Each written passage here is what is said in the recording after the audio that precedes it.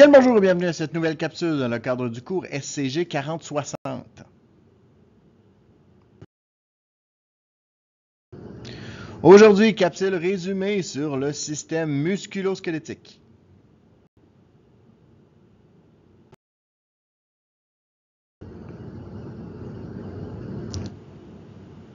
Donc, parlons des différents os d'abord. Donc, au niveau de la tête, on va avoir le crâne et la mandibule.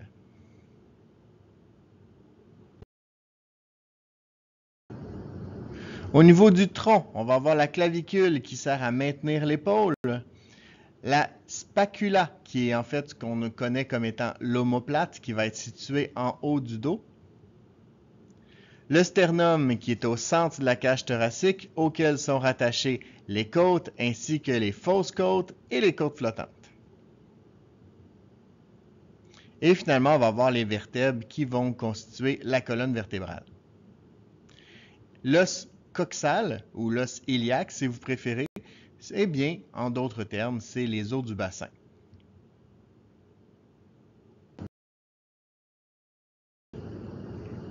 Passons maintenant aux membres supérieurs, aussi appelés bras.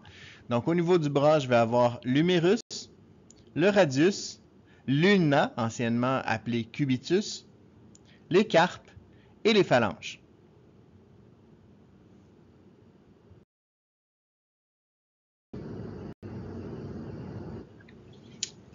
La colonne vertébrale est composée de 7 vertèbres cervicales, qui est au niveau de la nuque, de 12 vertèbres thoraciques au niveau du thorax, de 5 vertèbres lombaires et du scrum qui est composé de 5 vertèbres fusionnées et finalement du coccyx qui est composé de 4 vertèbres fusionnées.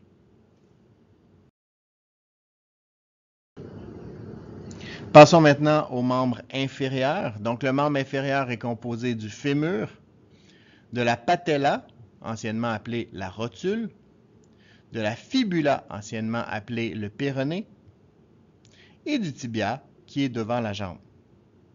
On va aussi avoir les tarses au niveau de la cheville, qui remplacent les carpes qui étaient au niveau du poignet, mais on va quand même appeler les os des orteils les phalanges, comme c'était le cas pour nos doigts.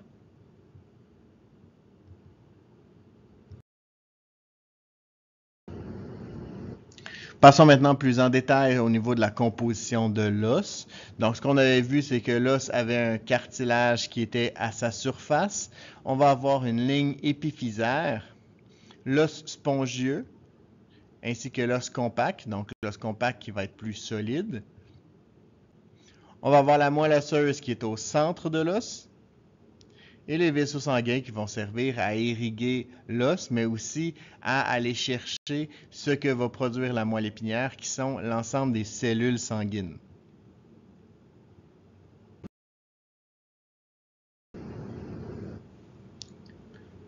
On a différents types d'os, donc on a les os longs,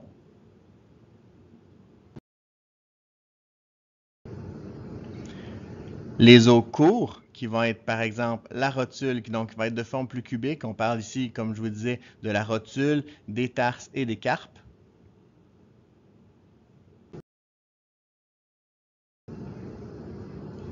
Des os plats. Les os plats, on va parler du sternum, des côtes et du crâne.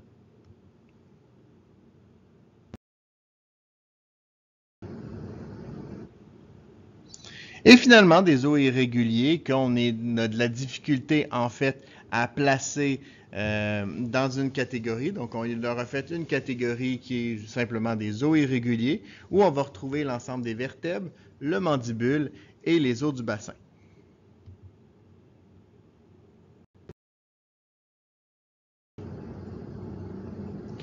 Nos os et notre squelette vont avoir différents rôles, dont entre autres le maintien et le déplacement. Donc, ça nous permet de ne pas être simplement une espèce de limace. Donc, ça nous permet de nous maintenir droit et de nous déplacer, de bouger, d'agripper les choses. Ça va nous permettre aussi de nous protéger. On pense par exemple au crâne qui protège notre cerveau ou à notre cage thoracique qui protège nos organes internes. Et comme je l'ai dit tantôt au niveau de la moelle osseuse, eh bien, il va servir aussi à l'entreposage et à la production des composantes sanguines.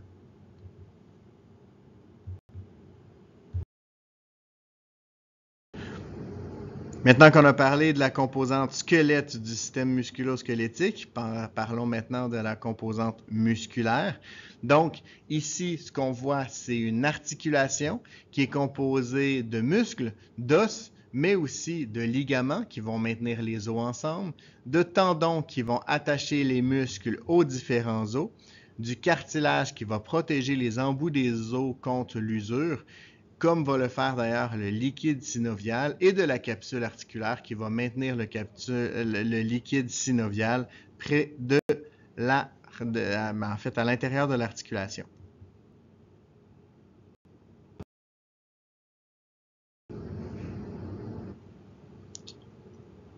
On va voir différents types d'articulations qui vont permettre donc différents mouvements.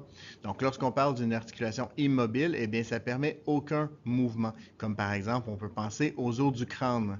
Lorsqu'on parle d'articulation semi-mobile, ça permet une certaine flexibilité, mais plutôt limitée, comme c'est le cas par exemple des vertèbres. Les articulations peuvent aussi être mobiles, c'est généralement ce qu'on veut d'une articulation, mais on peut être mobile sur un seul axe. Donc, un seul axe, ça veut dire je peux plier, comme c'est le cas pour le coude, par exemple, et plusieurs axes, comme c'est le cas, par exemple, pour la cheville ou le poignet, où est-ce que je vais pouvoir rouler. Au niveau des types de mouvements maintenant, eh bien, notre corps nous permet différents types de mouvements qu'on va pouvoir appeler par leur nom. Donc, lorsqu'on parle, par exemple, de la flexion, c'est l'action de plier une articulation. Donc, par exemple, de plier au niveau du coude. L'extension, ça va être de déplier.